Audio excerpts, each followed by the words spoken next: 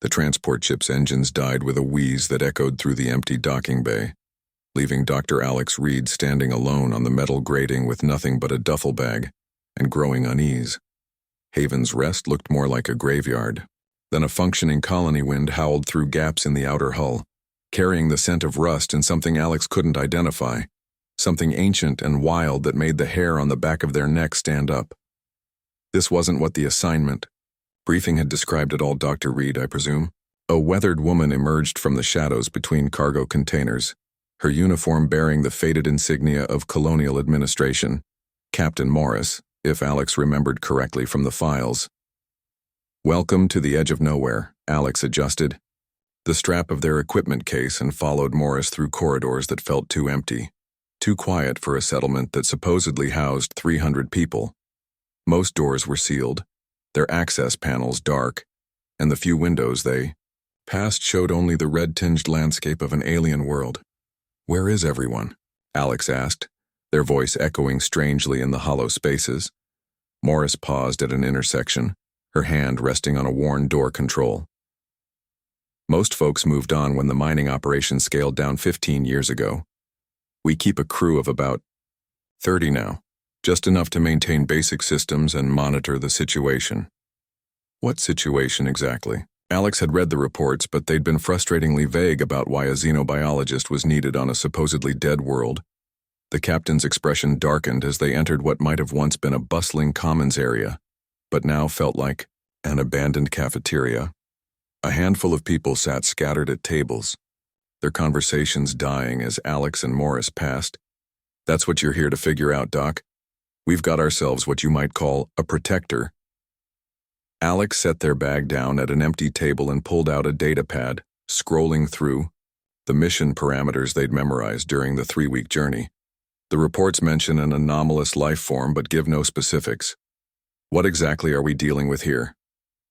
Morris glanced around the room, noting how the remaining colonists had returned to their quiet conversations, though Alex caught them stealing glances in their direction. "His name is Caney, and he's been watching over this place for 96 years. Saved us from pirates, hostile wildlife, equipment failures, you name it." 96 years? Alex looked up from their pad, studying Morris's weathered face. The woman couldn't be more than 50, which meant she'd grown up with stories of this protector rather than first-hand experience. That's quite a long time for any creature to maintain such behavior. "My grandmother was one of the original settlers," Morris continued, settling into the chair across from Alex. "She used to tell stories about the early days when raiders would sweep through this sector like clockwork. Then Caney appeared, and the attack stopped." Alex made notes on their pad, trying to piece together a picture from fragments. "What species? Where did he come from? What does he want in return for his protection?" Morris laughed, but there was no humor in it. "Those are the million-credit questions, Doc. All we know is he came up from the deep caves when the first colonists arrived. Some kind of dragon-like creature with wings that could block out the sun and eyes that seemed to see right through you." The description sent a chill through Alex that had nothing to do with the colony's recycled air. Dragons were the stuff of ancient Earth legends, not scientific reality. Yet something in Morris's tone suggested she was being completely literal, and he just helps? No communication, no demands, no territorial behavior? "Oh, he communicates well enough when he wants to," Morris said, pushing back from the table. "Problem is, he's been getting more and more reclusive over the years, used to interact with the colonists, even helped with construction projects. These days he keeps to the old observatory tower and barely acknowledges anyone." Alex followed Morris through more empty corridors, their footsteps echoing in spaces designed for far more activity. Through reinforced windows, they could see the tower Morris had mentioned, a structure that rose from the colony's eastern edge like a pointing finger against the alien sky. When did the change in behavior begin? Alex asked, their scientific training taking over from their initial unease, maybe 20-30 years ago? Morris shrugged. Hard to pin down exactly, but the older residents say he used to be more present, I guess. Would show up during emergencies, stick around afterward to make sure everyone was okay. Now he just appears, handles whatever needs handling, and disappears again. They reached a viewing platform that offered a clear sight, lined to the tower, and Alex felt their breath catch. Something massive moved across the observation deck at the structure's peak, a shadow that spoke of wings and power beyond human comprehension. "There he is," Morris said quietly. "Probably watching the stars again. That's all he does anymore. Just sits up there and stares at the sky like he's waiting for something." Alex pressed their face to the reinforced glass, trying to make out details at this distance. The creature's scales seemed to catch and reflect the light of the system's dual suns, creating patterns that shifted like liquid starlight. Even from here, Alex could sense something profound about the being, a weight of years and experience that made them feel very small. "Has anyone tried to establish proper contact recently?" Alex asked, though they suspected they already knew the answer. Morris shook her head. "We learned early on not to bother him unless there's a real emergency. The few times someone's tried to approach out of curiosity, he just disappears, vanishes into thin air like he was never there." Alex continued to study the distant figure, noting the way Caney moved with deliberate grace despite his apparent size. There was intelligence in that movement, purpose, and control. That suggested a mind far more complex than simple protective instinct. "I'll need access to all historical records," Alex said, turning from the window. "Colony logs, personal accounts, any footage or sensor data from encounters. If I'm going to understand what we're dealing with, I need the complete picture." Morris nodded, though her expression suggested skepticism about Alex's chances of success.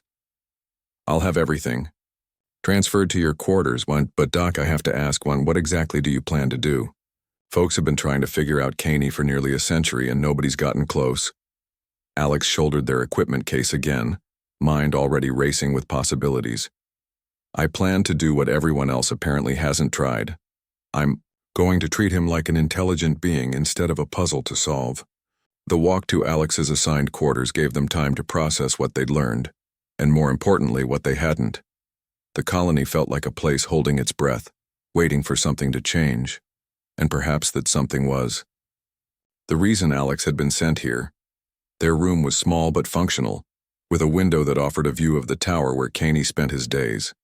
As Alex unpacked their equipment and settled in for what promised to be a challenging assignment, they couldn't shake the feeling that they were about to discover something that would change everything they thought they knew about intelligence, loneliness, and the bonds that could form across the vastness of space. 3 weeks into their stay at Haven's Rest, Alex had memorized every detail of Caney's daily routine from their distant observations, watching as the great creature would emerge onto the tower's observation deck precisely at dawn and remain there until the stars appeared. Today would be different. The morning air carried an electric tension as Alex climbed the winding path that led to the observatory, their scientific instruments secured in a lightweight pack that wouldn't seem threatening to a potentially volatile alien intelligence. Captain Morris had warned them against this approach, but Alex couldn't learn anything meaningful from kilometers away. Each step up the ancient stone pathway revealed more details of the tower's construction, and Alex realized with growing amazement that the stonework showed signs of modification, repairs made with techniques that seemed to blend human engineering with something far more sophisticated and organic. The massive doors at the tower's base stood open, though Alex couldn't remember seeing them that way during their previous observations. Perhaps Caney knew they were coming, had been watching Alex just as Alex had been watching him. Inside, a spiral staircase wound upward through walls lined with crystalline formations that pulsed with soft internal light. The crystals weren't human technology, yet they seemed to be providing power to systems Alex couldn't identify. Halfway up the tower, Alex paused to catch their breath and noticed something that made their heart race. Scratches in the stone wall, deep grooves that formed patterns, symbols that looked almost like writing, though unlike anything in Alex's xenolinguistics database. The climb continued past chambers filled with strange instruments, devices that combined human technology with crystals and metals Alex didn't recognize. Someone had been busy here for decades creating tools and systems that served purposes Alex could only guess at. Finally, Alex reached the top level and stepped onto the observation deck where Caney waited, and the reality of seeing the dragon up close struck Alex like a physical blow. He was magnificent scales that seemed to contain entire galaxies shifted color as he moved, flowing from deep purple to silver to gold depending on the angle of the light. His wings, partially folded against his massive frame, showed membrane patterns that resembled star charts, and his eyes, ancient amber orbs that held depths Alex couldn't fathom, turned toward them with unmistakable intelligence. "You have been watching me," Caney said, his voice a sound like distant thunder mixed with something that might have been music. "I have been watching you as well, Dr. Alex Reed." The fact that Caney knew their name shouldn't have been surprising, but Alex felt their pulse quicken anyway. "I hope you don't mind the intrusion. I wanted to meet you properly rather than just observing from a distance." Caney's great head tilted, studying Alex with the intense focus of a scientist examining a particularly interesting specimen. "It has been some time since anyone approached me with curiosity rather than fear or need. Why are you here, young scientist?" Alex set their pack down carefully and moved to the deck's railing, looking out over the colony spread below. "I was sent to study you, to understand what you are and why you've chosen to protect this place. But honestly, I'm more interested in understanding who you are." A sound that might have been laughter rumbled from Caney's chest. "Who? Not what. Already you show more wisdom than most." "Very well, Dr. Reed, I will tell you who I am, though the telling may take time you did not expect to spend." Alex settled onto the deck's metal grating, pulling out a recording device and setting it between them. "I have all the time you're willing to give." Caney's expression shifted, becoming distant as he gazed toward the horizon. "I am Caney of the Astral Drakes, last of my kind as far as I know. We were explorers once, travelers between worlds, guardians of knowledge that spanned the galaxy." The words hit Alex like a revelation. "Astral Drakes? I've never heard of that species in any database. We preferred to observe rather than interfere," Caney continued, his voice taking on the cadence of ancient storytelling. "Your species had not yet reached the stars when my people flourished. We moved between worlds like you move between rooms, seeking understanding, preserving wisdom, watching civilizations rise and fall across countless systems." Alex made notes on their pad, trying to capture not just the information but the profound sadness in Caney's voice. "What happened to them? To your people?" Caney's wings rustled, a sound like wind through massive sails. "A plague, or perhaps a curse. Something that spread through our realm faster than we could understand or combat. It took them all, every last one of my kind except for me." "How did you survive? Cowardice, perhaps," Caney said, though Alex detected no real self-condemnation in his tone. "When the plague reached my homeworld, I fled deep into the crystal caves beneath its surface and entered the long sleep, a state of hibernation that can last centuries if needed. I thought to wait until the danger passed and my people found a cure." Alex looked around at the crystalline formations visible through the tower's windows. "The caves beneath this planet?" "The same world, though much changed by time," Caney confirmed. "When I finally emerged, expecting to find my people waiting, I found instead your colony ships arriving to settle on the surface. That was 96 years ago by your counting. The pieces began falling into place in Alex's mind. "You've been alone all this time? The last of your species?" Caney's great eyes fixed on Alex with an intensity that was almost overwhelming. "Alone, yes, but not without purpose. Your people were so small, so fragile, struggling to survive on a world they barely understood. I could not simply watch while dangers destroyed them. So you became their protector," Alex said, understanding flooding through them. "But protection isn't the same as connection, is it?" For several moments, Caney said nothing, and Alex wondered if they had overstepped some boundary. Then the dragon spoke again, his voice quieter than before.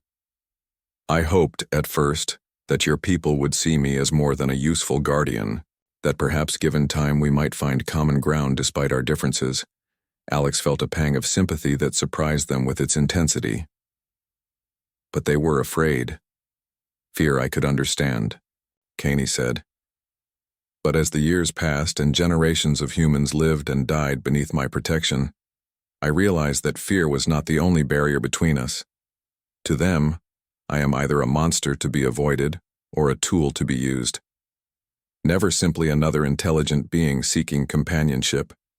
The loneliness in those words was so profound that Alex felt tears forming in their eyes. To be powerful enough to protect an entire colony, but unable to connect with a single person within it, seemed like the cruelest kind of existence. Is that why you became reclusive? Why you stopped interacting with the colonists? Caney turned his gaze back to the stars, now becoming visible in the darkening sky. What is the point of offering friendship to those who can only see you as other? Better to fulfill my duty from a distance and spare both them and myself the disappointment of failed connection. Alex stood up, moving closer to the great dragon despite every instinct screaming warnings about approaching such a powerful creature. But you're talking to me now, why am I different? Caney's head swung back toward Alex, and for the first time since the conversation began, something like hope flickered in those ancient eyes. Because you asked who I am instead of what I am. Because you brought questions instead of demands. Because you see me. The simple words carried such weight that Alex felt the full impact of Caney's isolation. Decades upon decades of being needed but never truly seen or understood. And in that moment, Alex realized that their mission had changed completely. Would you tell me more? Alex asked softly. About your people, your travels, what the galaxy was like before humans reached the stars? Not for research or reports, but because I want to know. Caney's posture shifted, his massive frame settling more comfortably on the observation deck. I would like that very much, Dr. Reed. I would like that more than you could possibly. No, as the alien stars wheeled overhead, and two unlikely beings began the slow process of building trust across the vast divide of species and experience, Alex realized they might have found something far more valuable than scientific data. They might have found a friend who had been waiting nearly a century for someone to care enough to listen. Alex had never expected to find themselves sitting cross-legged on an alien observation deck at 3 a.m, sharing stories about childhood fears with a creature who could crush buildings. Yet here they were, listening to Caney describe his first attempt at interstellar flight with the same embarrassed fondness any young person might use to recall a particularly spectacular failure. The portal collapsed just as I reached the threshold, Caney was saying, his voice warm with remembered humor.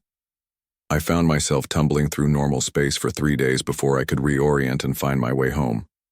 My mentor was not pleased. Alex laughed, imagining the scene. What did they do to you? Assigned me to catalog stellar formations in the most boring systems they could find for an entire season, Caney replied. I learned to be more careful with portal calculations after that.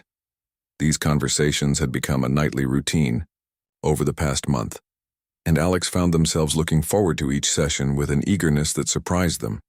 Caney was brilliant, funny, and possessed a perspective on the universe that challenged everything Alex thought they understood about intelligence and civilization.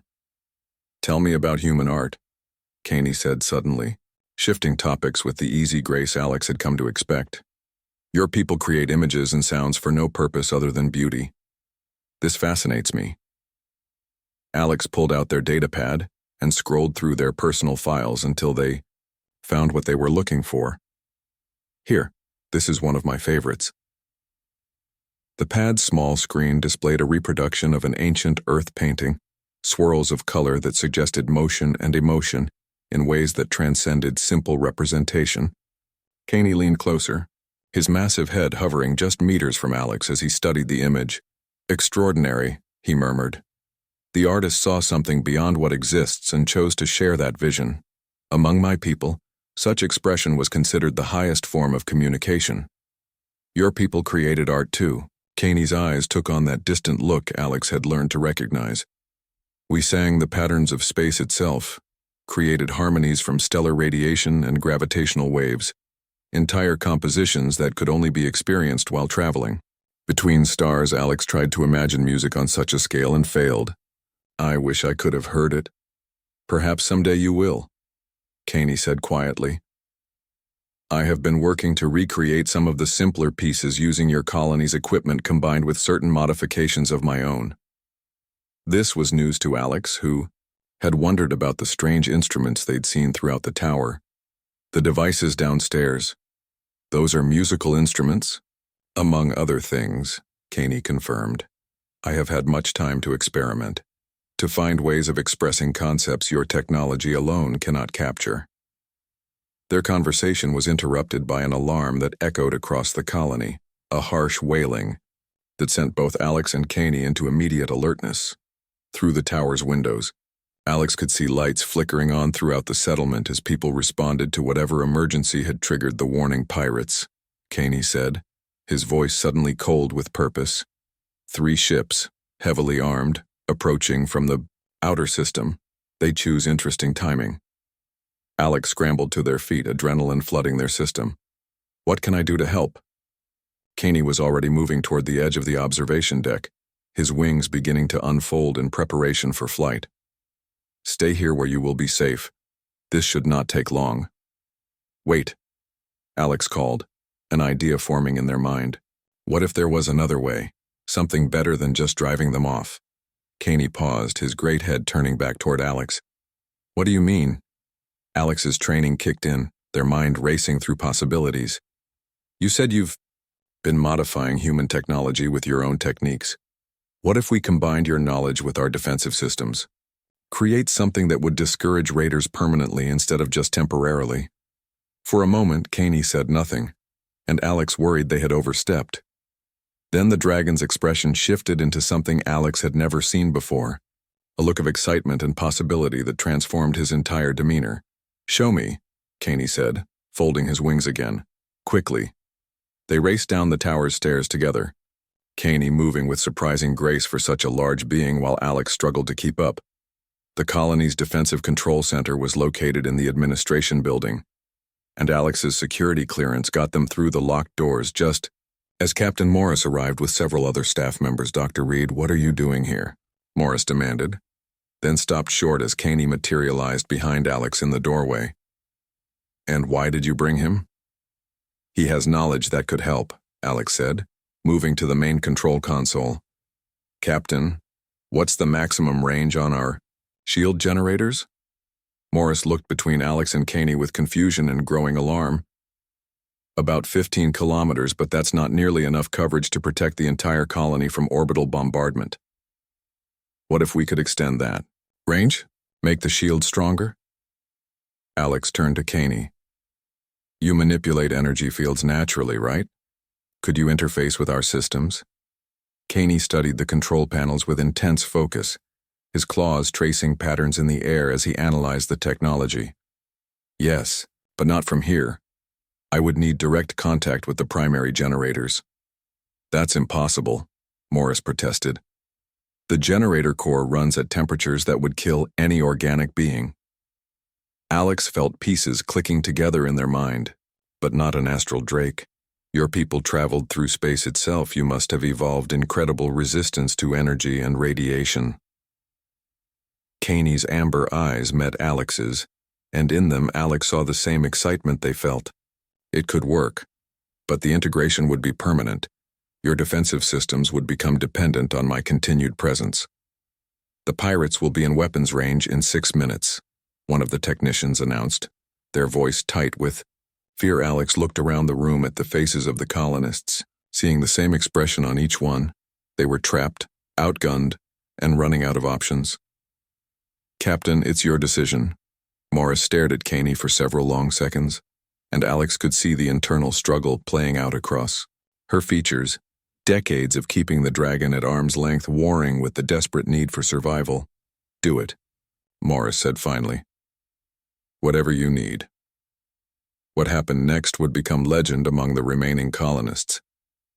Caney moved through the colony's infrastructure like living lightning, his form becoming partially incorporeal as he interfaced directly with the power systems.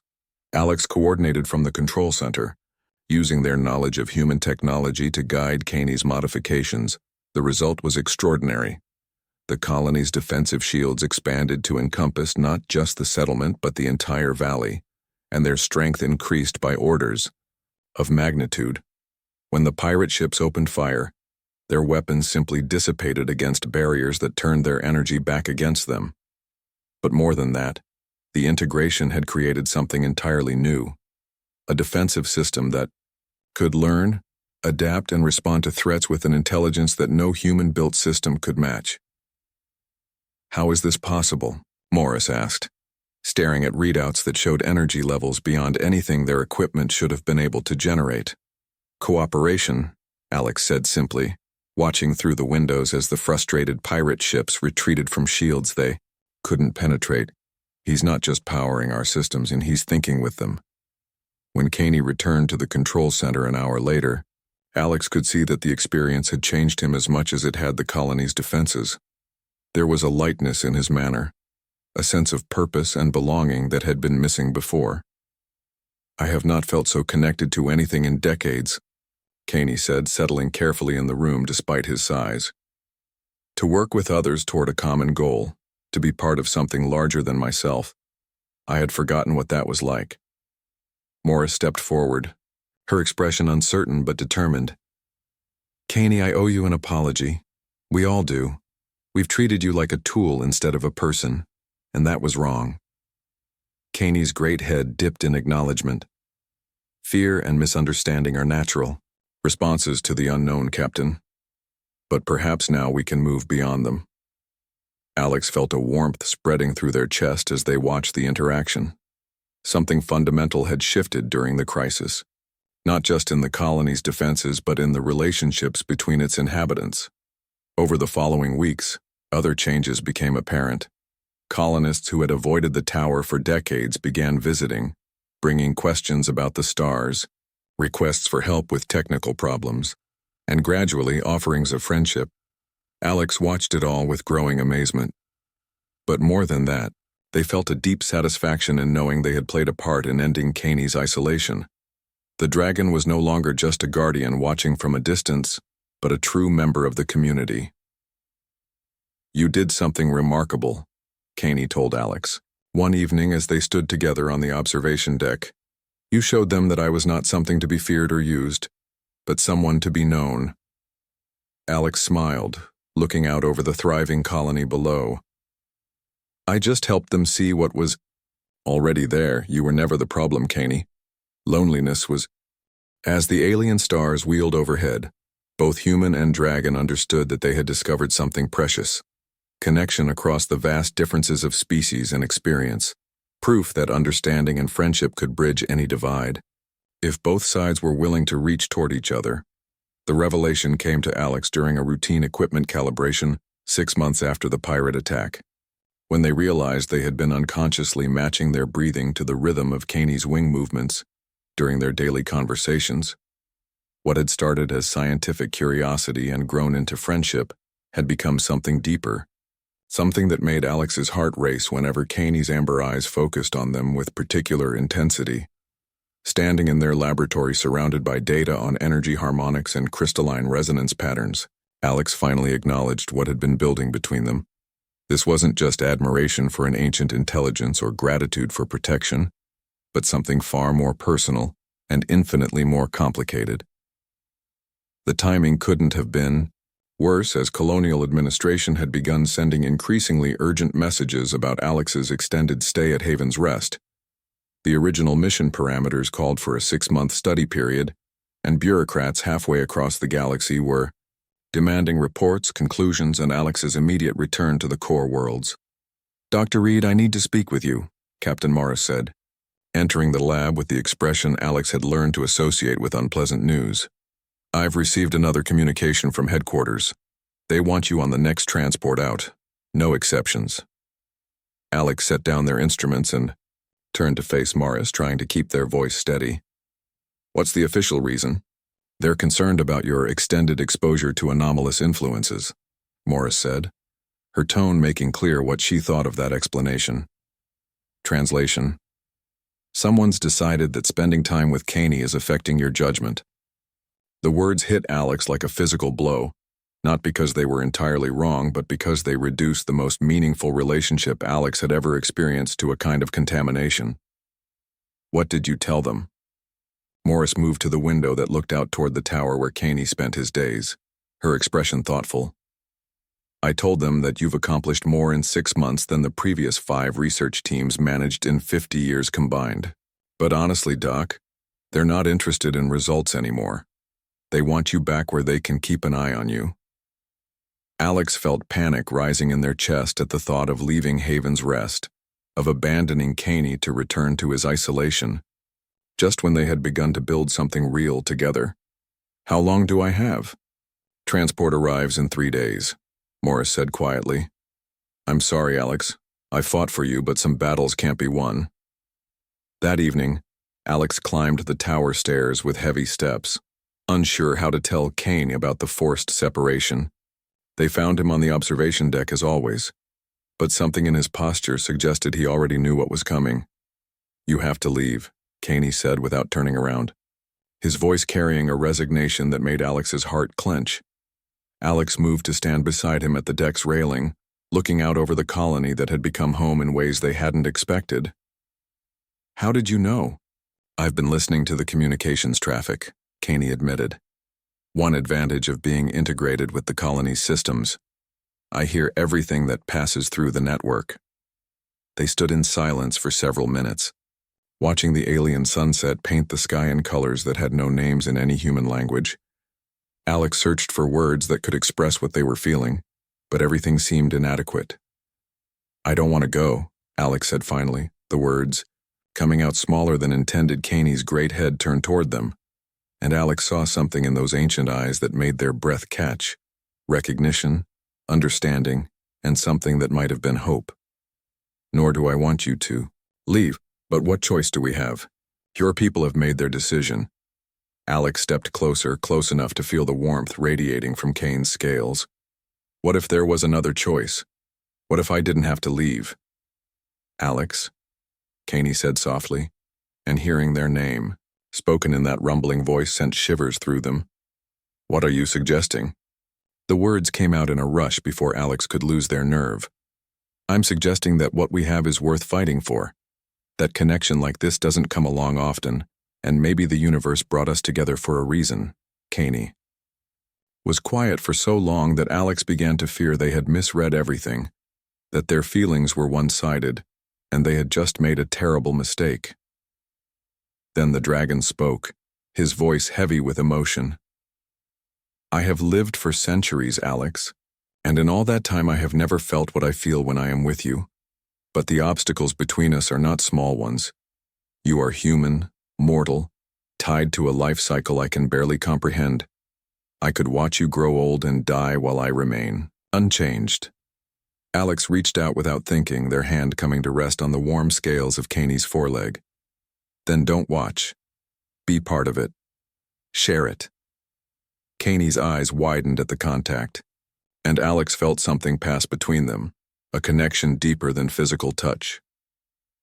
There are ways among my people to share life essence, to bind two beings across the barriers of species and time, but such bonds cannot be undone, and the process changes both participants in ways that cannot be predicted. Alex's pulse quickened at the implication. What kind of changes? For you, an extended lifespan, enhanced resistance to the hazards of space, a deeper connection to the energy fields that surround all life. For me, the restoration of abilities I thought lost forever, powers that grow stronger when shared, rather than hoarded. But Alex, you must understand this would make you something new, no longer entirely human. The weight of the decision pressed down on Alex like gravity, but beneath the fear was something stronger, certainty that this connection was worth any price. Would we still be ourselves? More ourselves than ever, Caney said, his voice warm with possibility. The bonding doesn't erase what we are. It creates something greater from the combination. Alex thought about returning to their old life, filing reports on anomalous life forms and never again experiencing the intellectual and emotional connection they had found with Caney. The choice, when viewed that way, wasn't difficult at all. Then let's do it, Alex said, surprised by how steady their voice sounded. Caney pulled back slightly. studying Alex's face with intense scrutiny. "You cannot make such a decision lightly. Think about what you would be giving up, the life you planned, the approval of your people." Alex laughed, though there wasn't much humor in it. "What life? What people? I've spent my entire career studying intelligence from a distance, cataloging and analyzing without ever truly connecting. You're offering me the chance to be part of something magnificent, to share existence with someone I—" Alex stopped, the words catching in their throat. "Someone you what?" Caney asked gently. Alex took a deep breath and spoke the truth that had been growing in their heart for months. "Someone I love." The admission hung in the air between them like a bridge across an impossible divide. And for a moment Alex feared they had gone too far. Then Caney's expression transformed into something radiant and beautiful. "And I love you, Alex Reed," Caney said, his voice filled with wonder. "Against all logic and expectation, I have fallen in love with a human scientist who saw me as a person instead of a monster. The transport would arrive tomorrow." But as Alex and Caney stood together on the observation deck planning a future that would defy every convention and expectation, the deadline no longer seemed important. They had found something worth transforming for, worth becoming new for, worth spending eternity. Exploring together, "Are you afraid?" Alex asked as they prepared for the bonding ritual that would change everything. Caney considered the question seriously. "Terrified," he admitted, "but also more hopeful than I have been in a century. Fear and hope often walk hand in hand when facing the unknown."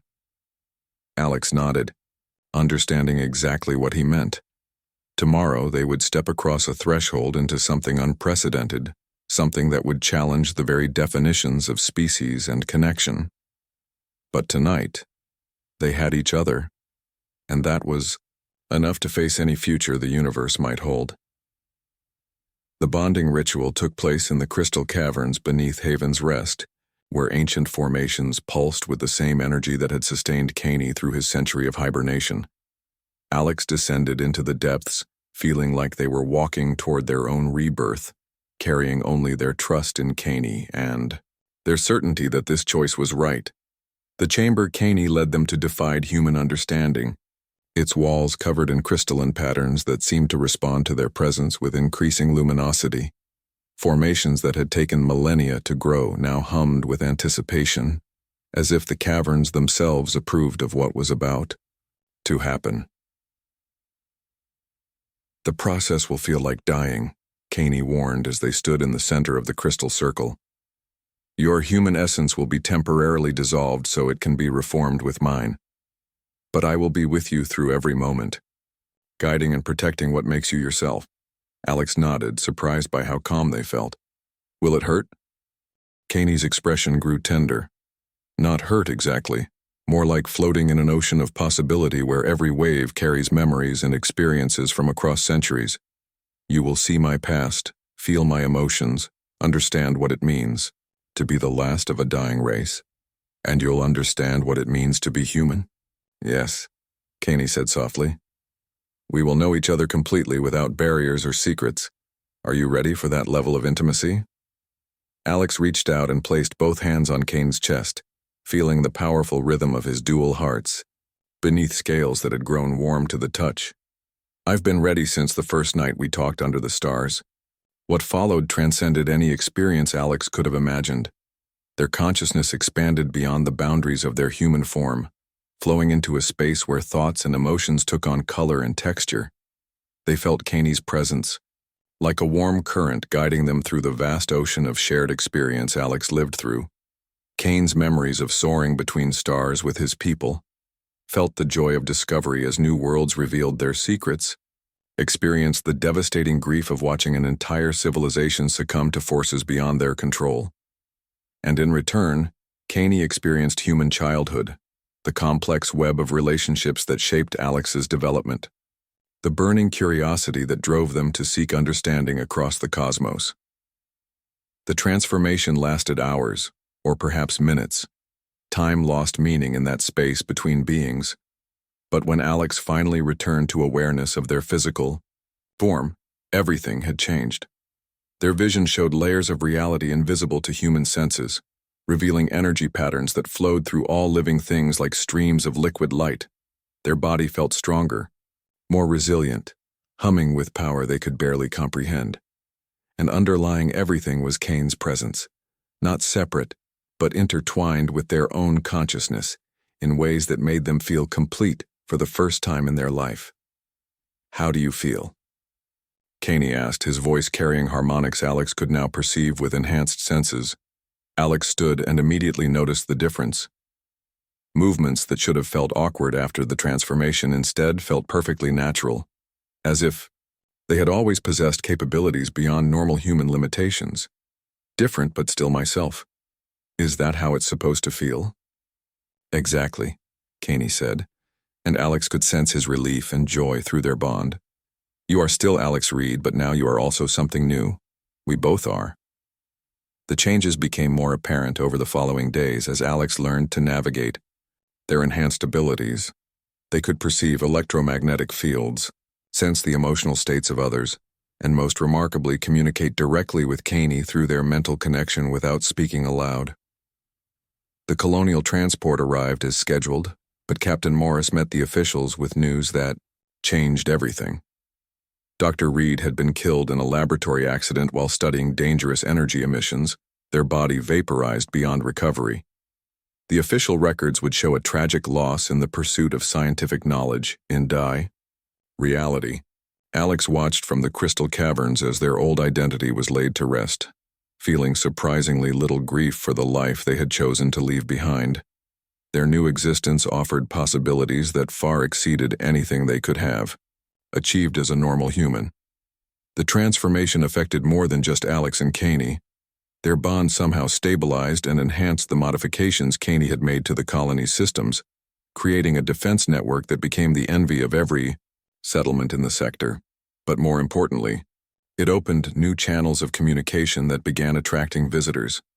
The first arrived 3 months after the bonding, a ship carrying refugees from a world devastated by civil war, beings whose crystalline physiology made them outcasts. Among carbon-based civilizations, Alex and Kane welcomed them, offering not just shelter but understanding and acceptance. Others followed, survivors of extinct species, individuals whose unique abilities made them unwelcome in conventional society, explorers seeking knowledge that could only be found in the spaces between established civilizations. Haven's Rest evolved from a dying mining colony into something unprecedented. We've become a haven for the lost, Alex observed one evening as they stood with Kane on the observation deck, watching ships come and go in the expanded spaceport below. Perhaps that was always our purpose, Kane replied, his mental voice warm with contentment. To prove that difference doesn't have to mean isolation, that beings can find family across any divide. Alex smiled, thinking about the researchers working in the laboratories below, the artists creating new forms of expression in the workshop spaces, the children of a dozen species playing together in the colony's expanded parks. Your people would be proud of what you've built here. What we've built, Kane corrected gently. None of this would have been possible without you, Alex. You showed me that connection was still possible, that love could bridge the gap between worlds. The evening's routine included visits to the various projects underway throughout the colony. The xenobiology lab, where researchers from 12 different species collaborated on understanding life in all its forms. The cultural exchange center, where art and music from across the galaxy found new expressions. The childcare facility, where youngsters learned that diversity was strength rather than division. But Alex's favorite part of each day remained those quiet moments on the observation deck, sharing thoughts and dreams with the being who had become their partner in every sense. The dragon who had waited 96 years for love had found not just romance, but a purpose that justified his long existence. Do you ever regret it? Alex asked during one of these evening conversations. Giving up your old life for something so uncertain? Kane's mental laughter rippled through their bond. How can I regret finding the one thing that makes existence worthwhile? You gave me hope when I had none, connection when I thought I was doomed to eternal isolation. If anything, I regret waiting so long to reach out. Alex leaned against Kane's warm flank, watching new ships approach through the night sky. Each vessel potentially carried more beings seeking acceptance, understanding, or simply a place where differences were celebrated rather than feared. What do you think comes next? Alex wondered. Whatever we choose to build, Caney said, his voice filled with infinite possibility. We have time now, Alex. Centuries to explore, to learn, to help others find what we found. Time to prove that love truly can transcend any boundary. As the alien stars wheeled overhead and two bonded souls planned for a future limited only by their imagination, Alex knew they had found something more precious than any scientific discovery. They had found home, family, and purpose in the most unlikely of places. The dragon who had waited nearly a century for love had learned that the wait was worthwhile, and the human who had given up everything for connection had discovered that some transformations led not to loss, but to becoming more than either being could have achieved alone. In the end, their story became legend throughout the sector. Proof that understanding could bridge any divide, that love could transform the impossible into the inevitable, and that sometimes the greatest discoveries came not from studying life, but from choosing to live it fully, regardless of what form that life might take.